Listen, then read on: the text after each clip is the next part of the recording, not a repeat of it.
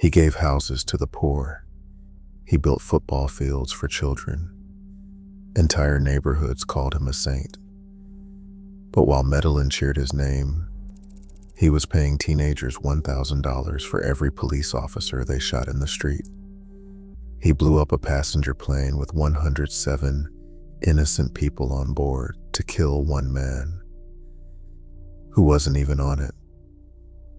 You know Pablo Escobar, the legend, the Robin Hood of Colombia, the man on Forbes' billionaire list 7 years in a row. Tonight, you'll meet the man behind the myth. And by the end of this video, you'll understand why Colombia is still finding his money buried in walls. This is what they never wanted you to know. On the eastern slopes of Medellin, families once scavenged a massive municipal garbage dump. In the early 1980s, Escobar stepped into this desperate landscape, constructing 443 brick homes without municipal permits. He erected floodlit football pitches, built local libraries, and funded parish churches. To the thousands who had nothing, he was Don Pablo, a living savior. But this sprawling neighborhood, christened Barrio Pablo Escobar, was designed to serve a far darker utility.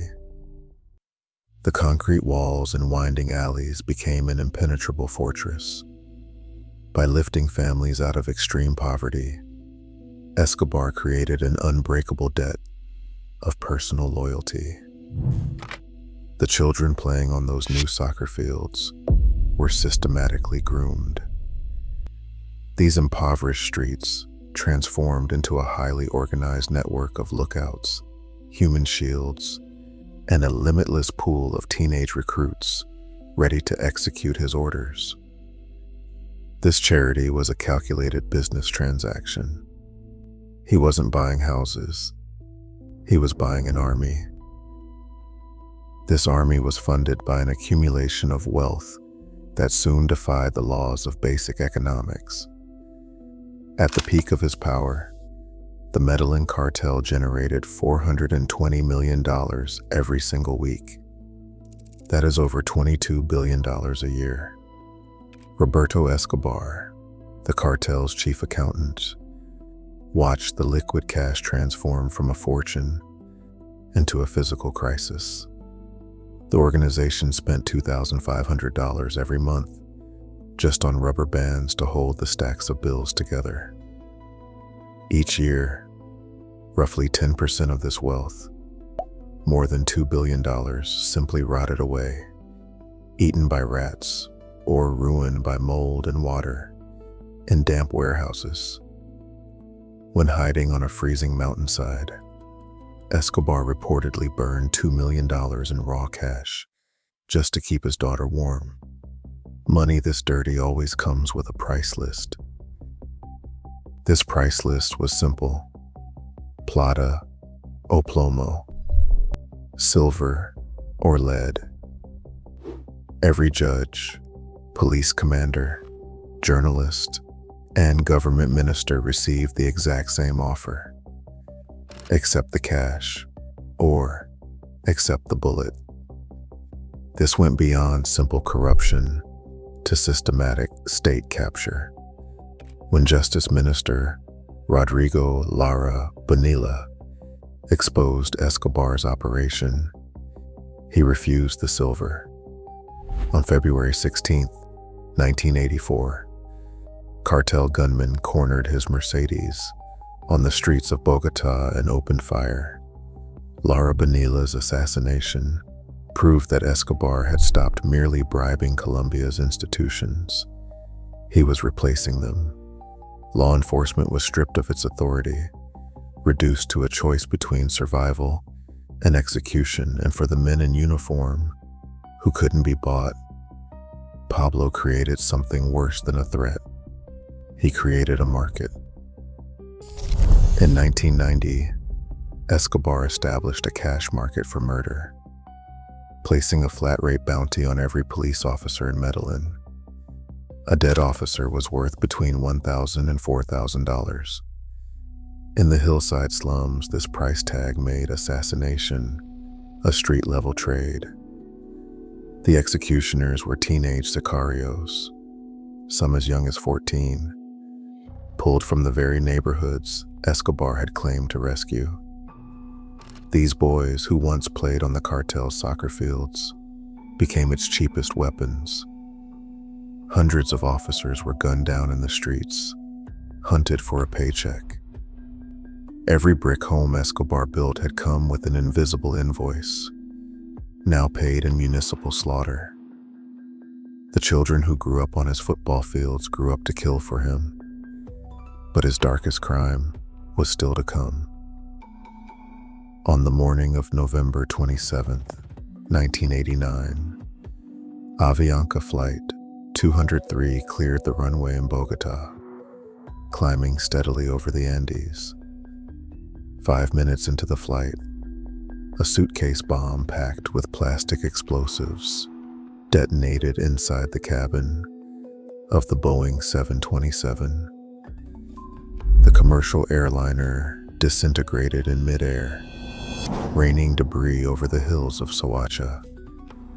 All 107 passengers and crew on board were killed.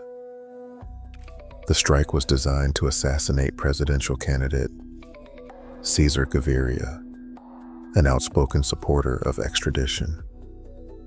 But Gaviria's security team had warned him of an imminent threat, and he never boarded the plane.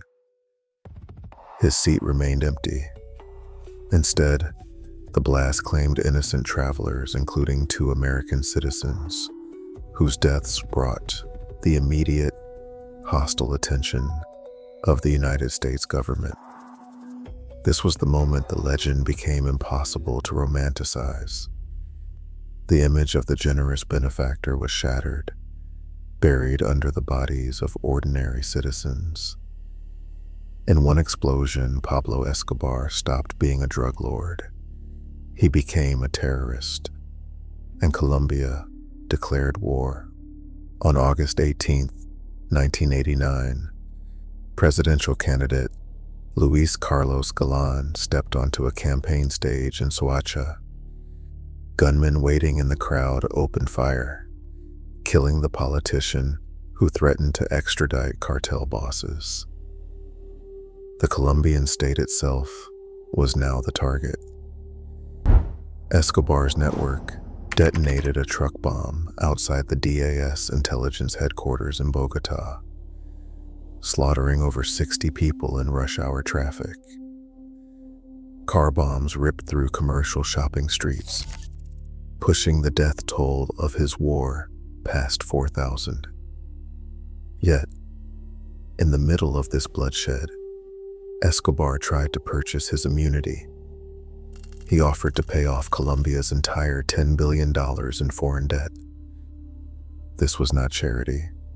It was extortion. He demanded a single concession: the abolition of extradition. To him, the alternative was unthinkable.